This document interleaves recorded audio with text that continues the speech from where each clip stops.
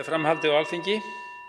Útbýtt á fundinum þingskjali 1779, lögbundin verkefni ráðuneytisins, skriflegt svar félags- og barnamálaráðherra, þingskjali 1780, lögbundin verkefni ferðamálastofu, skriflegt svar ferðamála-, iðnaðar- og nýsköpunarráðherra, þingskjali 1781, lögbundin verkefni hugverkastofu, skriflegt svar ferðamála-, iðnaðar- og nýsköpunarráðherra, þingskjali 1801, breyting á ýmsum lögum á sviði sjávarútvegs, fiskeldis, lax- og silungsveiði vegna einföldunar regluverks og stjórnsýslu, nefndarálit með breytingartillögu frá meirihluta atvinnuveganefndar.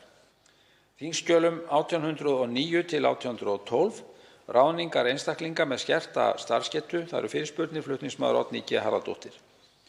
Þingskjali 1834, almannatryggingar, breytingartillaga Halla Signý Kristjánsdóttir. Þingskjali 1835, aflaheimildar á opinn markað, þingsályktunartillaga flutningsmaður Jón Þór Ólafsson og fleiri.